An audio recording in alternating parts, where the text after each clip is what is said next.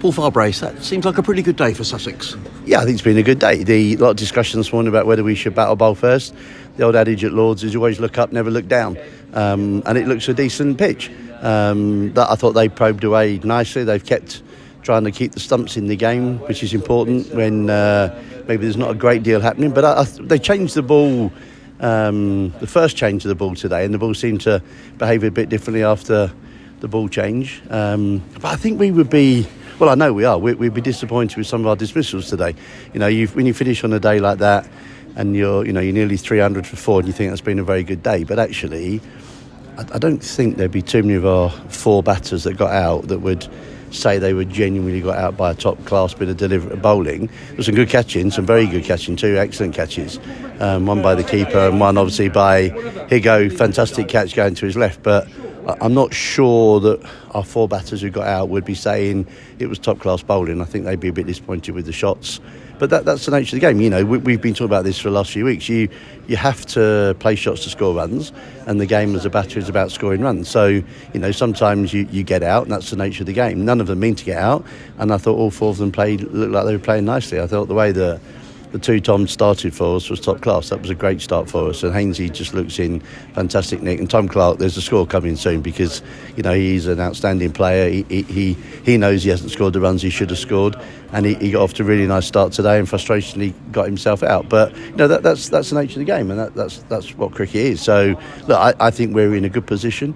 But what we've got to make sure we do is we start well tomorrow morning. So the first hour tomorrow morning is going to be really important for the context of the game, because if we lose 3 or 4 quick wickets and let Middlesex back in the game, then it becomes an even game again. So we've got to make sure that we're really greedy, and we're also pretty ruthless with the way we bat tomorrow morning. And if we can do that, we put ourselves in a good position. But the game's not about ifs and buts. It's all about actually putting in good performances, really, isn't it? That's the most important thing.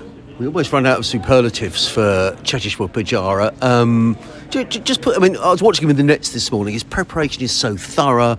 Paul, he just seems to be the consummate professional. He is, and he, everything that he does is about being absolutely spot on in his preparation. That's what allows him the best. He gives himself the best chance to score runs every time he walks to the crease. And whether that's for India, whether that's for Sussex, or whoever else he's played for, he is an outstanding professional. He brings so much to the team on a daily basis. He might not say a great deal, but just the way he prepares, the way he practices, and the way he plays, he shows everybody how simple the game is at times. And that's the thing I think that we'll look at, and he just makes the game look very simple and very straightforward. But he's still trying to improve. He's still got ambitions and aims to get back in the Indian team. And, he's very much about improving his game all the time. He's constantly asking questions. He's constantly looking at, how the game is played, and he wants to keep improving. And when you've got a player that's achieved as much as he have with that aim and ambition, then that sets a good trend across the rest of your team. And that's why, he's a fantastic addition to our team.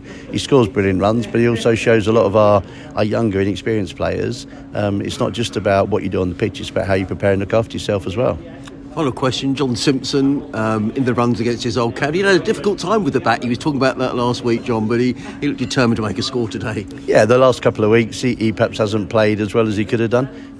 But look, he's a high quality player. That's why we signed him in the first place. And we knew he wouldn't be out of form for long because his technique is very simple, very straightforward. And it was perhaps a change of mindset. I think just perhaps being a little bit more positive and looking to hit the ball rather than perhaps he looks as though he'd just gone a little bit survival mode the last couple of innings, and that happens when you don't score runs. But look, he's a fine player. We know that, and Middlesex know that. They don't need to be told that. And he got a lovely round of applause from the supporters here today when he went out to bat, and that shows how much affection he's held in here at Lords, which is it's nice when a player comes back to a ground and to a club that he served so well and did so well for, that he gets that nice appreciation, which is lovely. Sorry, final question. Talking about players coming back to ground, Roland Butcher was on commentary with us today. He got presented with the cap, and I know you were at that players' reunion as well. What was that like? It was lovely, yeah. I mean, in the tea interval, there were lots of former players, and I was very fortunate to be presented with a ceremonial cap from Middlesex, which was lovely. I had a great time here. It was a lovely club to be at. It is a lovely club.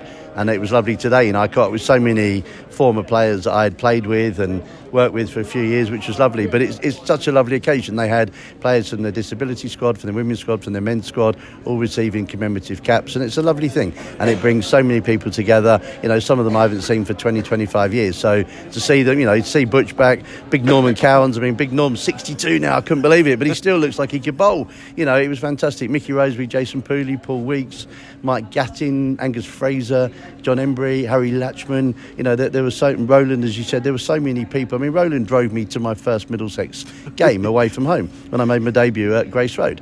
He picked me up and drove me up to Grace Road. And so Butch has always been someone that, I've always looked up to and admired. He's always been a fantastic player, one of the best fielders I've ever played the game with. But, to be here when I got my commemorative cap, same time as Butch, when he driven me to my first game, it was lovely. And it's a really nice experience to be a part of. So, yeah, it's been a lovely day from that point of view. And as I say, great to catch up with so many former players. And hopefully, it's the start of something that Middlesex are doing and lots of other clubs are doing, which is, recognising players that have played. And as I say, not just in their men's 11, but the women's teams, the disability team, and that's something that at Sussex, we had a fantastic weekend last weekend with all of the disability and the visually impaired squads playing at Hove Friday, Saturday, Sunday, which was tremendous and really well supported. And that's obviously a really important part of the game, because it is a game for everyone, and every club is realising that there's an awful lot of people that are doing a lot of work